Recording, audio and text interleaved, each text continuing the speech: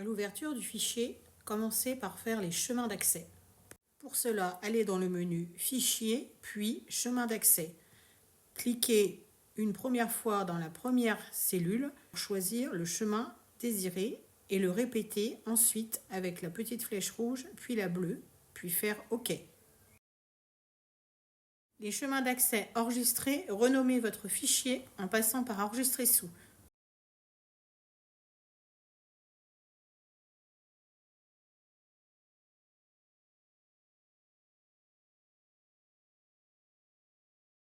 Nous allons maintenant replacer notre devant et notre dos verticalement.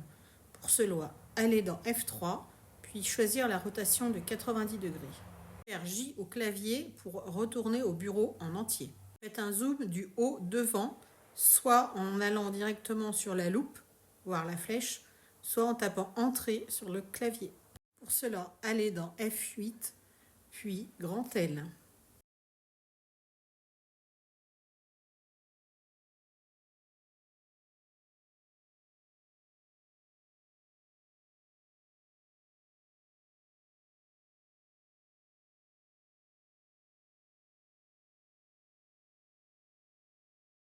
Additionnez les valeurs de la taille hors pince.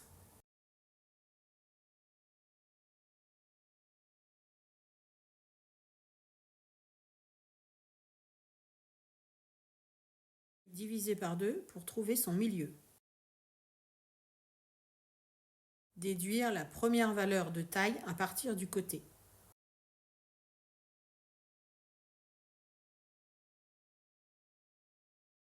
Partir de la fin de la première pince et placer le point à la distance voulue. Le menu F1, utilisez le point développé.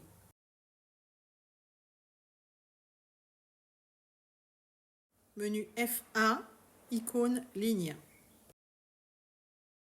Faire une verticale qui passe par le point développé.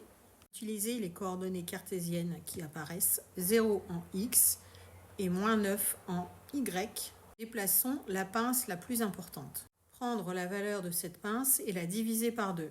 Placer un point développé de chaque côté du milieu de pince.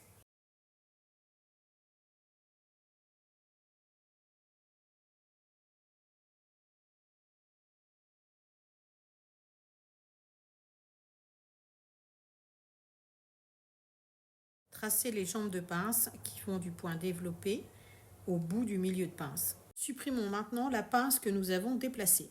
Menu F3, première icône. Appuyez sur Shift en même temps que l'on appuie sur la ligne pour l'effacer. On s'aperçoit qu'il reste des crans. F2, premier outil cran. Placez des crans sur notre nouvelle pince. F2, deuxième outil cran. Transformons la pointe de la pince en pointage. Menu F2, poinçon. Dans l'onglet, choisir l'outil marque 35. Cliquez sur la pointe de la pince pour transformer le point.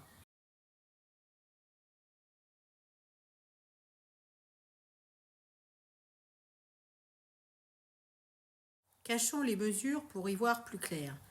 Allez dans Affichage, Cacher mesures. Supprimez l'écran de l'ancienne pince. Réaffichons les mesures, Affichage, Cacher mesures, décoché. Supprimons les mesures inutiles. Dissimulons la pince sur le côté et le milieu. Calculons la moitié de la pince. Placez les points développés sur les côtés et milieu, ainsi que les hauteurs de pince.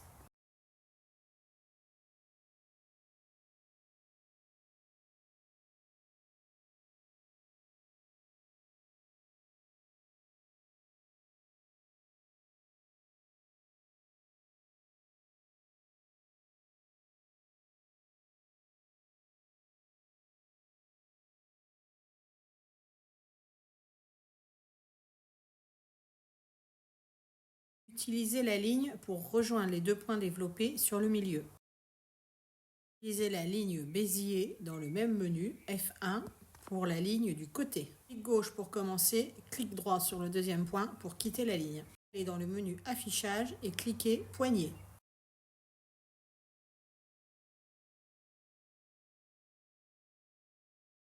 Dans le menu F3, dans la fonction Modifier, et bougez les poignets pour modifier la courbe.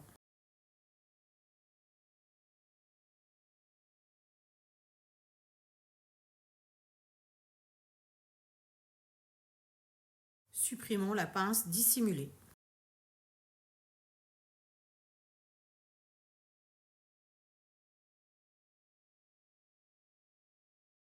Passons-nous en empreinte. Supprimons la ligne de taille pour la retracer avec une ligne Bézier. Retraçons maintenant la ligne de taille.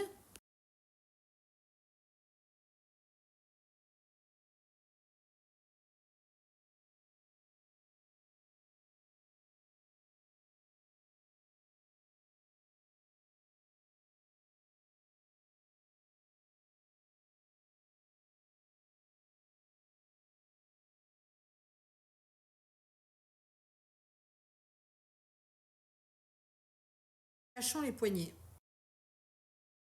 Retirons l'empreinte.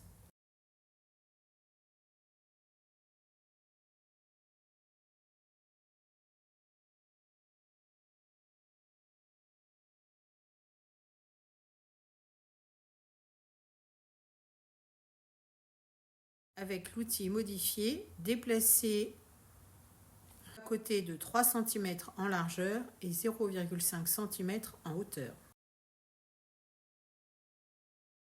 Retracez la ligne de milieu dans le prolongement de la ligne déjà commencée.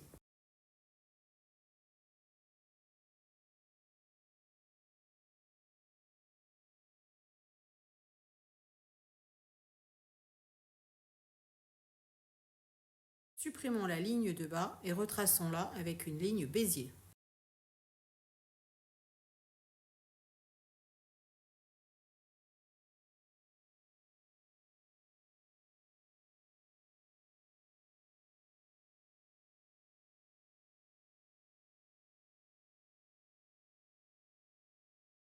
Supprimons aussi l'ancienne ligne de milieu et la ligne de côté.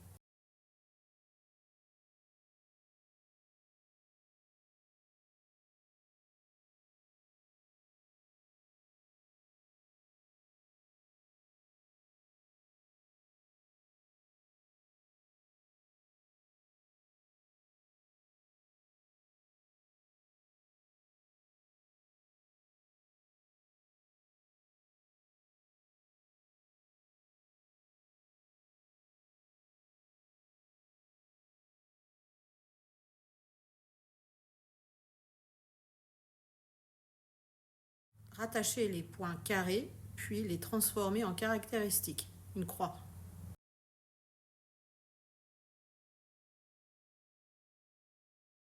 Allez dans l'onglet de la piscine et choisir le prolongement de 0,5 cm et le recadrage du droit fil. Faire une fenêtre englobante pour faire les valeurs de couture. Menu F4, premier outil, valeurs de couture. Et sélectionnez la fenêtre englobante en cliquant dans le vide. CTRL U pour faire apparaître les cartouches, zoom sur le cartouche, édition, éditer et compléter les cartouches.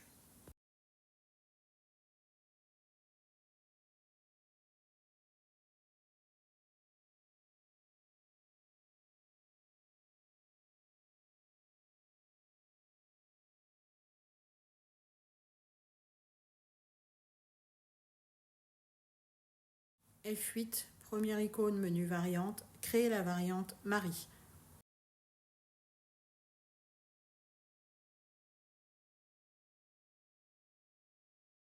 Fermez la variante avec la croix. Entrez les éléments dans la variante avec le deuxième outil de la variante, créer article pièce. F8, icône variante et recliquez sur la fenêtre jaune pour ouvrir la variante. Complétez la variante avec la colonne des S éléments simples et des DH éléments doubles. Vérifiez les quantités.